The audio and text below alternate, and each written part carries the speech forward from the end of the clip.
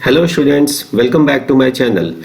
अपने इस वीडियो में हम लोग इंटीग्रेशन बाय पार्शियल फ्रैक्शन को समझेंगे। स्टूडेंट्स, इंटीग्रेशन करने के लिए आपके पास में तीन अलग अलग मेथड्स होते हैं। पहला मेथड होता है integration by substitution method, second होता है integration by partial fraction and the third one is integration by part. इस वीडियो में हम लोग इंटीग्रेशन बाय पार्शियल फ्रैक्शन को समझेंगे। इंटीग्रेशन बाय पार्शियल फ्रैक्शन को करने के लिए पहले आपको फंक्शन का कॉन्सेप्ट समझना जरूरी है। फंक्शन का कॉन्सेप्ट क्या है? आपके पास में एक फंक्शन है जो है लिखा हुआ px अपॉन qx के फॉर्म में। क्या बोलेंगे इस फंक्शन को? यह है एक रैशनल फंक्शन है। इस रैशनल फंक्शन में इसका जो डिनोमिनेटर है पॉलिनोमियल है, it is not equal to 0। अब ये जो रैशनल फंक्शन है स्टूडेंट्स, ये हमारे इंटीग्रांड में रहेगा। इस इंटीग्रांड में जिसको आपको इंटीग्रेट करना रहेगा, तो सबसे पहले तो तुम लोग ये चेक कर लो कि ये जो रैशनल फंक्शन के जो न्यूमरेटर में जो पॉलिनोमियल लिखा हुआ है px, इसकी डिग्री डिनोमिनेटर से कहीं ज्यादा तो नहीं है। अगर ऐसा होगा तो पहले इसको कन्वर्ट कर लोगे तुम लोग एक प्रॉपर रैशनल फंक्शन के फॉर्म में। तो if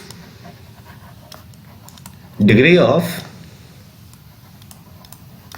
px is greater than the degree of qx,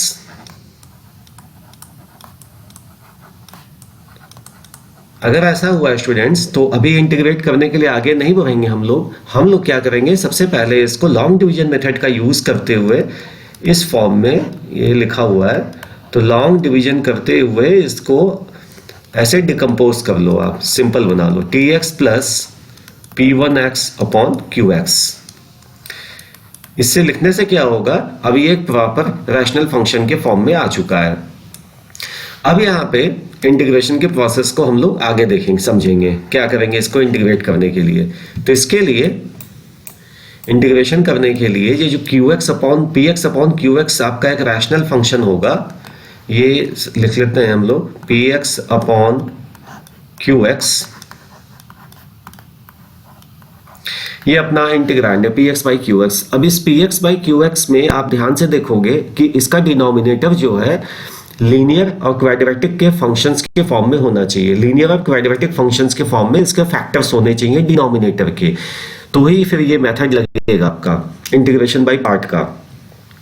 तो अब इस px बाई qx को इंटीग्रांड को हम लोग ऐसे फॉर्म में लिखेंगे कि ये सिंपलर रैशनल फंक्शंस में आ जाए, जिसका इंटीग्रेशन आपको पहले से ही ऑलरेडी नोन मेथड्स हैं जिसके लिए करने के लिए अपने पास में।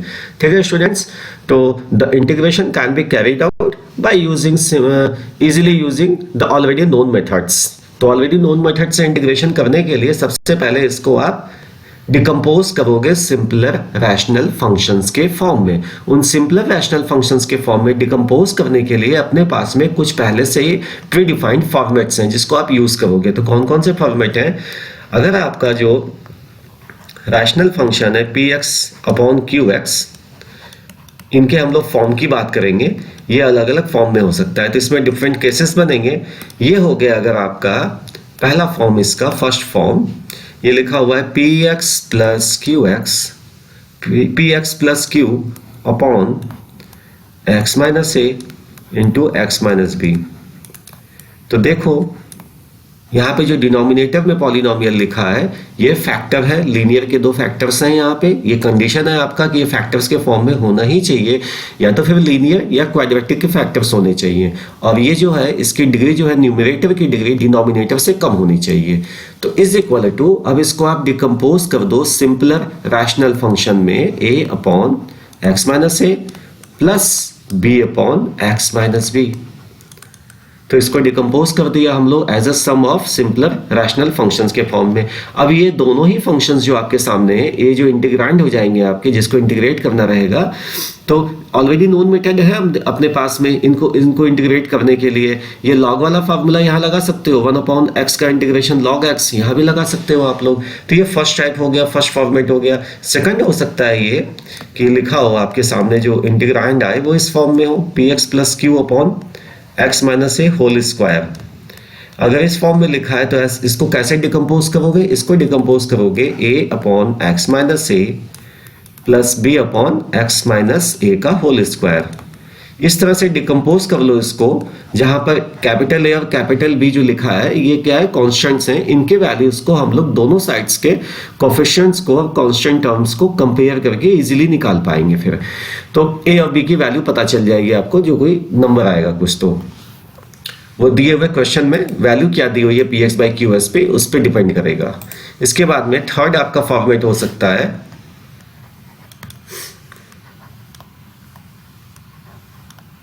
P x square plus Q x plus r. अब देखो न्यूमरेटर में क्वाड्रेटिक पॉलिनोमियल है, तो ऑब्वियसली बात है डिनोमिनेटर की जो पॉलिनोमियल होगा उसका डिग्री इससे ज्यादा होना चाहिए, उसकी डिग्री इससे ज्यादा होनी चाहिए। तो डिनोमिनेटर आपका लिखा हुआ है A X minus A first factor, second factor है इसका X minus B and the third one is X minus C.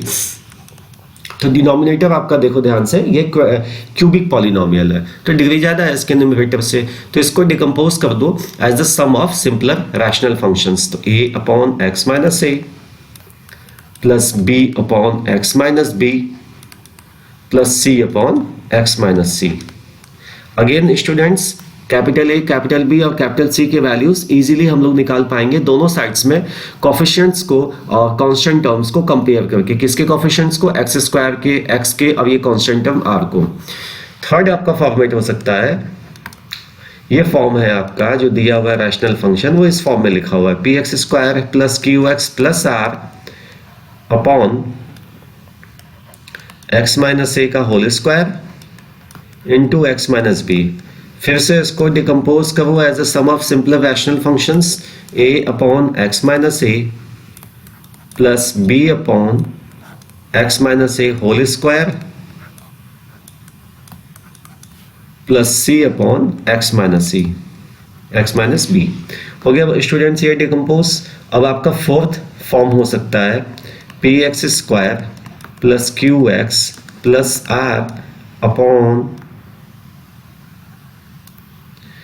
X minus A. पहला जो फैक्टर है वो लीनियर है और जो दूसरा फैक्टर है स्टूडेंट्स वो है X square plus B X plus C. ये एक ऐसा फैक्टर है X square plus B X plus C जो फर्दर जो है लीनियर फैक्टर्स में फैक्टराइज नहीं हो पाएगा, क्योंकि इसके पहले जितने भी डिनोमिनेटर के फैक्टर्स आपने देखे, देखिए ये थे तो एक्चुअली क्वाड्रेटिक। यहाँ पे देखो ये फर्स्ट वाला ये क्वाड्रेटिक था, तो ये कोई क्वाड्रेटिक पॉलिनोमियल था जिसको हम लोगों ने फैक्टराइज कर लिया लीनियर फैक्टर्स के फॉर्म में। ये भी ऐसा ही हो गया, क्वाड्रेटिक से लीनियर फैक्टर्स के फॉर्म में ले आए इसको। ये क्यूबिक था, क्यूबिक से लीनियर फैक्टर्स के फॉर्म में आ गया।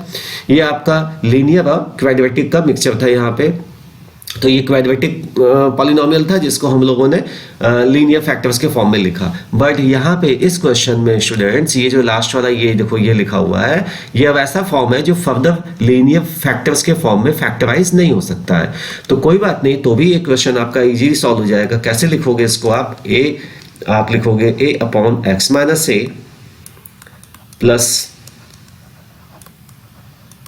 बी एक्स प्लस सी के फॉर्म में लिखना है यहाँ पे, upon X square plus B X plus सी।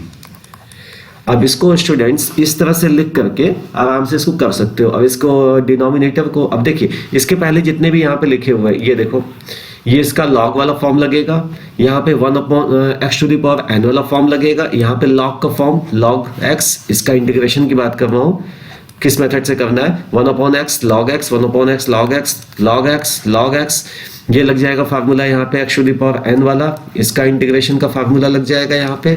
आपको पता है कैसे करना है, ये कर लोगे, ये भी लॉग एक्स के फॉर्म में कर लोगे। अब रह गया स्टूडेंट्स ये वाला फॉर्म कैसे सॉल्व करोगे, तो इसको इंटीग्रेट करने के लिए डिनोमिनेटर में 1 अपॉन एक्स स्क्वायर प्लस ए स्क्वायर या 1 अपॉन एक्स स्क्वायर माइनस ए स्क्वायर वाला फॉर्म आप यूज कर लोगे इसमें आराम से, जो कि हमारी पिछली एक्सरसाइज जो थी इसी फॉर्म पे बेस्ड थी पूरी एक्सरसाइज।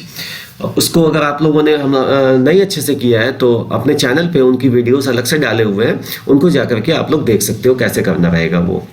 तो अभी इस एक्सरसाइज में बच्चों मेन जो काम रहेगा यही रहेगा कि आपके दिए हुए रैशनल फंक्शन को as a sum of simpler rational functions के फॉर्म में डिकम्पोज करना है, जिसका आपको इंटीग्रेशन ऑलरेडी कुछ नोन मेथड है आपके पास में जिसको यूज करके आप कर पाओगे। तो अब इस एक्सरसाइज के क्वेश्चंस को करेंगे कैसे, उसके लिए हम लोगों के पास अलग वीडियोस हैं बच्चों, आप उनको देख सकते हो। तब तक के लिए बाय एंड टेक केयर।